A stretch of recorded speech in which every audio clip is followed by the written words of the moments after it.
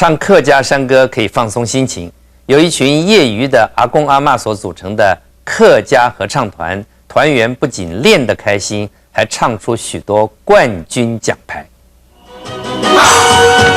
在音乐老师生动活泼的指挥下，团员们以浑厚的嗓音唱出客家山歌，能将精神。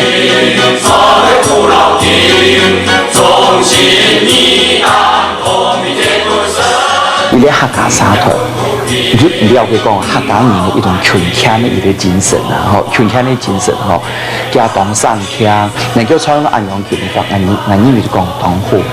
来自各行各业的阿公阿嬷们，每个星期二晚上都会聚在一块儿练唱。我这里咧唱歌的心情非常的好，一点心思都冇呛呛嘞，非常的快乐。业余的他们虽然练唱的时间不多，但是在大赛中却唱出傲人的成绩。表演的一种欢喜，这种的欢喜的感觉好，自家欢喜过带动现场大家欢喜的这种的气氛较重要。安尼迄得到讲，这种的裁判吼。有了成功的经验，合唱团希望年轻男女也能加入他们的行列。唱得好不好不打紧，开心最重要。民视新闻何乃强、陈小青台北报道。台北市有一位建筑师，他收藏了70年前美浓地区客家女子所穿的蓝衫、刺绣，还有厨房用具。绣花，蓝色衣服，黑色领口，这就是70几年前屏东客家女子的传统服装蓝衫。从迄美浓那边啊，吼，因咧田，第一到美浓都可以看到，因咧样呢，迄客家妇女吼，伫样田方做事情哦，都全部做开衫服，哎，伫家乡也共用。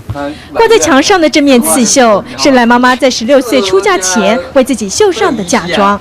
绣的都样呢牡丹啦、牡丹啦、牡丹过样的凤凰，哎，都准备喺结婚过后，结婚来都挂样的长眉上、长上的，就喜气洋洋啊！你嘿。这一大罐专放茶水的陶器也有70年的历史了。从事建筑设计的蓝凤里，常在这些古物里找寻设计灵感。看看这个葫芦状的天花板，以及悠闲的空中庭园，都说明了他对客家事物的怀念和传承。民视新闻何乃强、陈小青台北报道。在台电有一个人很会得奖，被称为桂冠工程师，他是大林电厂副厂长林海瑞。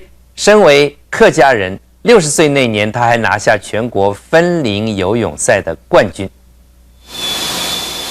今年65岁的林海瑞又开始动脑筋，闲不下来了。上一次就是靠他这样子到处找寻听声音，抓到跳级的原因，才能降低损失。事实上，40年来，他靠着动脑就替台电省下不少钱，证据全都在办公室里。机械轴封、耐磨护环这些几十年前非常昂贵的进口品，经过他的开发替代之后，都便宜了好几倍。